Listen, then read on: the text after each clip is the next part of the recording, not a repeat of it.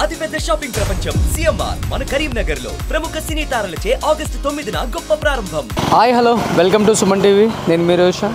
నిన్న మేపాడులో మనం ప్రతిదీ కూడా లైవ్లో అన్నీ కవర్ చేసాము. బట్ కొన్ని హౌసెస్ అయితే మిగిలాయో కుటుంబాలకు సంబంధించిన కొంతమంది అంటే ముందే గ్రహించి ఇక్కడ ఒక ప్రళయం సంభవించబోతుందని. ఎందుకంటే ఫస్ట్ వచ్చిన ప్రళయానికి సెకండ్ దానికి కూడా దాదాపు ఒక 15 to 20 minutes గ్యాప్ ఉంది. కాబట్టి ఆ ఫస్ట్ వచ్చినప్పుడు ఆ సౌండ్ తాకిడికి అండ్ ఈ డాగ్స్ అనేది కూడా ఎప్పుడు కూడా భూకంపాలు వచ్చినా కానీ ఇలాంటి ప్రళయాలు వచ్చినా కానీ ముందుగానే పసిగడతాయి. కాబట్టి ఇంట్లో చాలామందికి డాగ్స్ ఉన్నాయి. అక్కడ ఆ డాగ్ వల్ల దాదాపు ఒక 100 ప్రాణాలు కూడా బయటపడ్డాయి అని చెప్పేసి అక్కడ ఊరు వాళ్ళు చెప్పడం జరిగింది, పక్క ఊరు వాళ్ళు.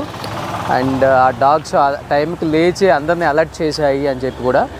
ఆ ఫస్ట్ వచ్చిన టైం అప్పుడు వాళ్ళ చూసి భయపడి చాలామంది ఇంట్లో నుంచి ప్రాణాలు మిగిలితే చాలని బయటకు వచ్చేసారనమాట. అలాంటి వాళ్ళని కొంతమందిని అండ్ చిన్న చిన్న గాయాలు అయి ఉన్నాయి కొంతమందికి. వాళ్ళందరినీ తీసుకొచ్చి ఇక్కడ గవర్నమెంట్ హాస్పిటల్ ప్రైమరీ హెల్త్ కేర్లో కొంతమందిని అండ్ అంటే ఏజ్కి సంబంధించిన వాళ్ళని అంటే చిన్నపిల్లల్ని చైల్డ్ అక్కడ మన పీడియాట్రిషియన్ సెంటర్కి కూడా పంపించారనమాట. ఇక్కడైతే కొంతమంది ఉన్నారు. అసలుకి ఆ ఇన్సిడెంట్ ఎలా జరిగింది వాళ్ళ కళ్ళతో చూశారు కాబట్టి ఒకసారి వాళ్ళతో మాట్లాడే ప్రయత్నం చేద్దాం లోపలికి వెళ్ళి ఒకసారి. సో కనబడుతుంది. అండ్ పోలీస్ సిబ్బంది ఎస్పెషల్లీ రెస్క్యూ టీమ్ అందరూ కూడా చాలా కష్టపడుతున్నారు. చాలామంది కూడా వాలంటీర్గా వచ్చి మిగతా స్టేట్ల నుంచి ఎప్పటికప్పుడు వాళ్ళకు ఫుడ్ కానీ వాళ్ళ హెల్త్ని కానీ అబ్జర్వ్ చేస్తూ అండ్ ప్రతి ఒక్కరు కూడా మీకు కనపడుతుంది చూడండి. ఇక్కడ మొత్తం కూడా వాళ్ళ డ్యూటీ విధుల్లో పూర్తిగా నిర్వహిస్తున్నారు. అండ్ చూస్తున్నాం అన్ని ఎమ్మెల్యేలు ఎంపీలు ఇటు ఒక్క చూస్తే ప్రతి ఒక్కరు కూడా అండ్ కంటిన్యూగా వెళ్తున్నారు. అండ్ కేరళకు సంబంధించిన మినిస్టర్స్, ఎంపీస్, ఎమ్మెల్యేస్ కంటిన్యూగా వస్తున్నారు ఇదే ప్లేస్కి. ఎందుకంటే ఒకసారి చుట్టూ గమనిస్తే మీకు అర్థమవుతుంది. చుట్టూ అంతా కూడా హిల్లు మిడిల్లో ఉన్నాయి. ఎందుకంటే నేను ఇప్పుడు ఈ పక్కన ఈ టౌన్ ఎందుకు చూపిస్తున్నానంటే సేమ్ ఇలానే ఉంటుంది ఆ టౌన్ కూడా. పెద్ద డిఫరెన్స్ ఉండదు. ఇక్కడ టౌన్స్ అన్నీ కూడా పక్కనే ఉంటాయి. హార్డ్లీ 4-5 kilometers మిడిల్లో అంతా కూడా టీ ఎస్టేట్స్ ఉంటాయి. మీకు కనిపిస్తున్నాయి టీ ఎస్టేట్స్. కనుచూపు మేర మనకు మొత్తం కూడా టీ ఎస్టేట్స్ అనమాట. అందమైన ప్రకృతి అంటే నేచర్ని రియల్గా ఎంజాయ్ చేయాలంటే కేరళలో మాత్రమే. సేమ్ ఇక్కడ ఎలా అయితే ఒక టౌన్ కనిపిస్తుందో మీకు అలాంటి టౌనే పక్కన మునిగిపోయిందనమాట.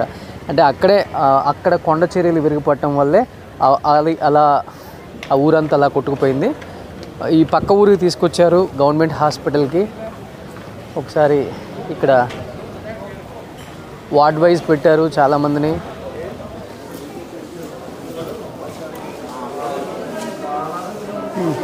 మీకు కనిపిస్తుంది లోపల కొంతమంది ఏజ్డ్ వాళ్ళని అయితే కొంతమందిని ఇలా తీసుకొచ్చారు.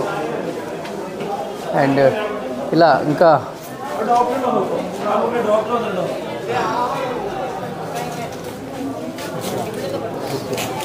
ఇక్కడైతే కంప్లీట్గా అన్నీ వాళ్ళకి ఏ టైంకి ఏం కావాలో మొత్తం కూడా ఇక్కడ ఇవ్వడం జరుగుతుంది. ఓవరాల్గా మొత్తం టీం అంతా కూడా చేస్తూ ఉన్నారు. అండ్ అంటే ప్రతిదీ కూడా ఎప్పటికప్పుడు ఇక్కడ అబ్జర్వ్ చేస్తూ పోలీస్ కావచ్చు అండ్ మిగతా టీం కావచ్చు ప్రతి ఒక్కరు కూడా ఎప్పటికప్పుడు అబ్జర్వ్ చేస్తున్నారు.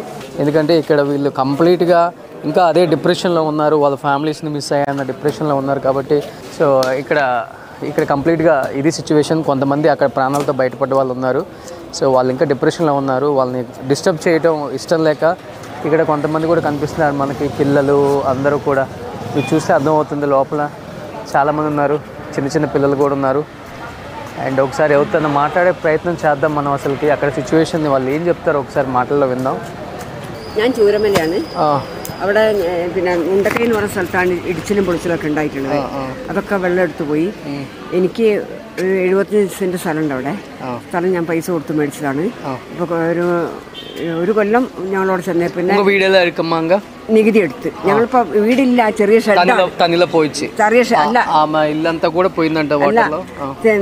ഷെഡാണ്. അതിന്റെ ചുറ്റും വെള്ളം പൊന്തുന്നുണ്ട്. അതുകൊണ്ടാണ് ഞാൻ അങ്ങോട്ട് വന്നത്. വീട് പോയിട്ടില്ല, അവിടെ ഉണ്ട്. പിന്നെ നികുതി എടുക്കാത്തതുകൊണ്ട് എനിക്ക് ഗവൺമെന്റിൽ നിന്ന് ഒരു ആനുകൂല്യം കിട്ടുന്നില്ല. സത്യത്തിൽ 75 വയസ്സ് വരെ ഇന്നും ഞാൻ തൊഴിലുറപ്പെടുത്തി ജീവിക്കുന്ന ഒരാളാണ്.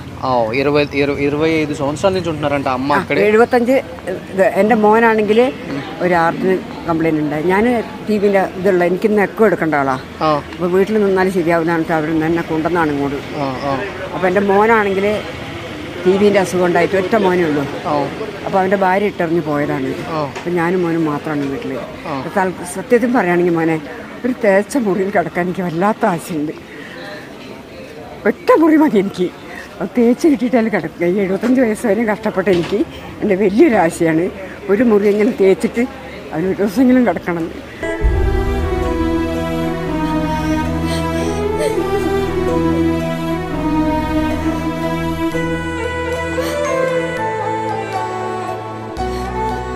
പയ്യ പൊണ്ണൊന്നും ഇരിക്കലങ്ക അവിടെ ഉണ്ട്. അവനത് തിരയാനും പിടിക്കാനൊക്കെ മരിച്ച ശവമൊക്കെ അടിയിലല്ല. അപ്പോൾ അവരെ കൂടെ സഹകരിക്കാനും പിന്നെ കറണ്ടിൻ്റെ പണി പഠിച്ച ആളാണ്. അപ്പോൾ കറണ്ടൊന്നും ഇല്ല അവിടെ. ഓരോ വീടുകളിലുള്ള വീടുകളിൽ കറണ്ടില്ല. അപ്പോൾ അതൊക്കെ നന്നാക്കാൻ വേണ്ടി അവിടെ നിൽക്കുകയാണ്. ഞാൻ മാത്രമേ ഇവിടെ രജിസ്റ്റർ ചെയ്തിട്ടുള്ളൂ. ചിന്നതല്ല, 52 വയസ്സുണ്ട് എൻ്റെ മോന്. അവൻ്റെ 2 മക്കളുണ്ട്.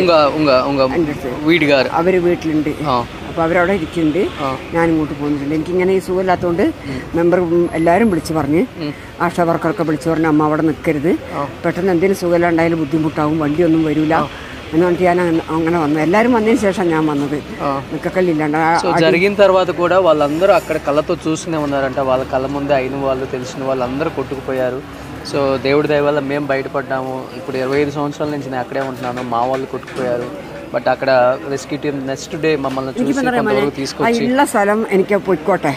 അത് ഇപ്പം ഞാൻ പൈസ കൊടുത്ത് മേടിച്ചതാണ്. എൻ്റെ എല്ലാ അധ്വാനമാണത്. സ്വന്തം വീട്, അത് സ്വന്തം പൈസ കൊടുത്ത് രജിസ്റ്റർ ചെയ്ത് മേടിച്ചാണ്. രജിസ്റ്റർ ചെയ്ത് മേടിച്ച് ഒരു കൊല്ലം നികുതി എടുത്തതിന് ശേഷം നികുതി എടുക്കുന്നില്ല എന്ന് പറഞ്ഞ് നികുതി നിർത്തി വെച്ച് ഫോറസ്റ്റാന്ന് പറഞ്ഞിട്ട്. ആ ഫോറസ്റ്റുകാർ കൊണ്ടുപോകുന്നില്ല, നമുക്കവിടെ ജീവിക്കാനുമില്ല. ആനയൊക്കെ വന്നിട്ടാണ് മുറ്റത്ത് നിൽക്കുന്നത്. ഞങ്ങൾ ഒറ്റപ്പെട്ട വീട്. ആ വീട് കണ്ടാലേ ഈ ഭൂമിയിൽ എല്ലാവരും പറയും ആ തള്ള അവിടെ ഒറ്റയ്ക്ക് നിൽക്കുന്നല്ലോ എന്ന്. உங்கள் கண்ணாரை பார்த்துட்டு எப்படி இருக்கம்மா அந்தாச்சு? அந்த கண்ணாரை பார்க்கும்போது அந்த தண்ணியெல்லாம் வரும்போது என்ன நினச்சிட்டு இருக்க நீங்கள்? പക്ഷെ ഞങ്ങൾ അത്ര അറിഞ്ഞിട്ടില്ല. ഞങ്ങളൊരു വളവിലാണ്, അതുകൊണ്ടാണ് ഞങ്ങളെ വീട് പോവാതിരുന്നത്. എത്ര മണിക്ക് നൈറ്റ്? 2 മണിയായി എന്നാ പറഞ്ഞു. അപ്പൊ ഞങ്ങൾ പിറ്റേ ദിവസം രാവിലെ നോക്കുമ്പോൾ ആ മൈതാനം പോലെ ആയി കിടക്കുന്നത്. നമ്മൾ പോകുന്ന വഴിക്കൊക്കെ പാറയും കല്ലും വന്നിട്ട് അങ്ങോട്ട് പോകാൻ ഇനിയിപ്പോൾ ചെറിയ ഷെഡാണെങ്കിലും ശരി അങ്ങോട്ട് കയറി പറ്റാനുള്ള വഴി കണ്ടാലേ അറിയുള്ളൂ മക്കളെ. ഞാൻ പറയുന്ന പോലെയല്ല, പാറയും കല്ലും വന്നിട്ട് വഴി മൂടിക്കിടക്കാണ്. അപ്പൊ ഞങ്ങൾ കാട്ടിൽ കൂടെയാണ് പോയത്. കാട്ടിനുള്ളിൽ കൂടെ പോവുകയാണെങ്കിൽ ആ കാട്ടിനുള്ളിൽ കൂടെ പോകണം. പിന്നെ എനിക്ക് എല്ലാവരോടും എനിക്കിത്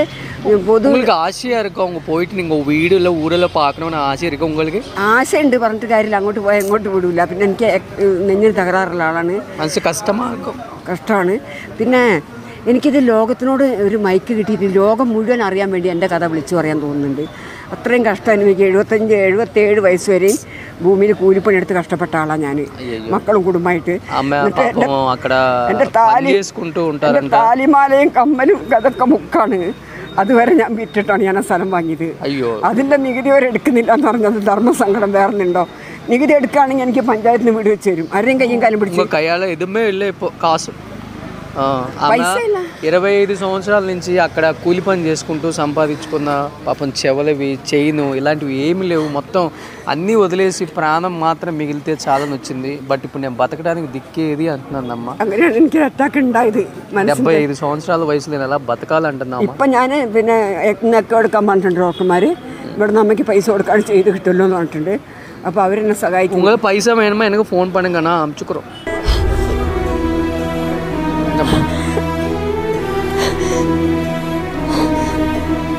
ആരോട് പറയും മോനെ ഈ ധർമ്മസങ്കടം? ആരോട് പറയും?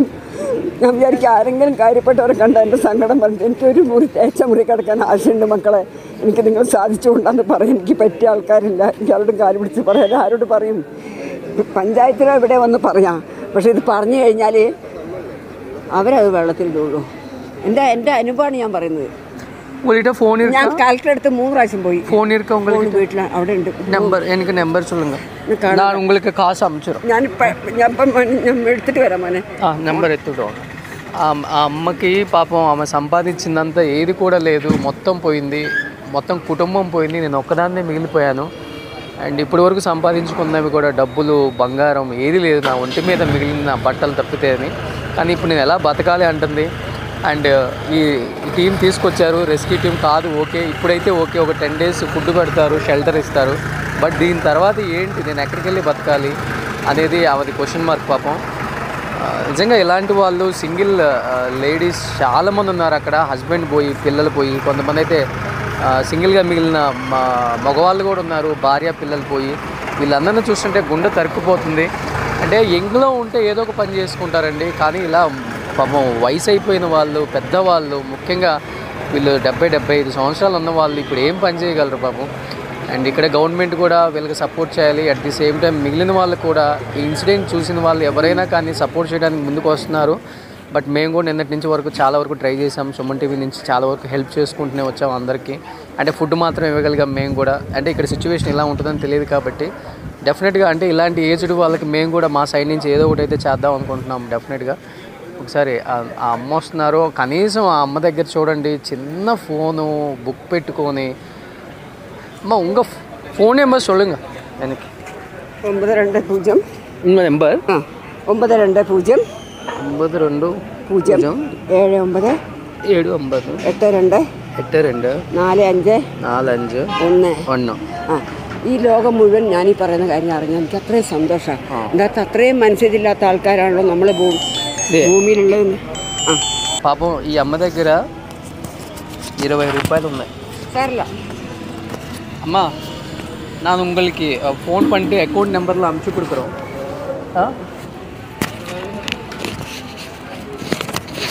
வாங்கிக்கோங்க. மதி மனே உங்களுக்கு கூட வச்சுக்கோங்க. இங்கே ஒன்றும் கவலைப்படாது. நான் மாதத்துக்கு நான் அனுப்பிச்சி கொடுக்குறேன் உங்களுக்கு ఫోన్ பண்ணிவிட்டு. నెలకి నేను ఫోన్ చేసి పంపిస్తాను అమ్మకు కూడా. అమ్మా, நான் அனுப்பிச்சி கொடுக்குறேன் உங்களுக்கு. 3000 போதுமா மாதத்துக்கு? മതി മതി ഒരുപാട് മതി. 3000 போதுமா? മതി, ധാരാളം മതി. நான் அனுப்பிச்சி கொடுக்குறேன். ഇവിടുന്ന് പോകുമ്പോൾ ഒരു വീട് കിട്ടണം. ചെറിയ വീട് മതി, അധികം വലിയ വീടൊന്നും വേണ്ട. ചെറിയൊരു വീട്, ഒരു 3 സെൻറ്റ് സ്ഥലവും സ്വസ്ഥമായി കിടക്കാൻ അമ്മയ്ക്ക് ഒരു വഴി മനസ്സിലാക്കുകയാണ്. ഭൂമിയിൽ ആരോട് ഞാൻ കാല് പിടിക്കാൻ എനിക്ക് ആരും പരിചയമില്ല. ഈ മോഹൻലാൽ നിന്നോ പിന്നെ ആരൊക്കെയോ പൈസക്കാരുണ്ട്, പക്ഷെ അവരൊന്നും നമ്പർ എൻ്റെ അടുത്ത് കിട്ടുന്നില്ല. കിട്ടി ഞാൻ ഈ സങ്കടം പറഞ്ഞ് நான் அனுப்பிச்சி கொடுக்குறோம் மாதத்துக்கு உங்களுக்கு. நான் ஃபோன் பண்ணுறேன் உங்களுக்கு. நான் ஃபோன் பண்ணி உங்களுக்கு காசு அனுப்பிச்சி கொடுறோம்.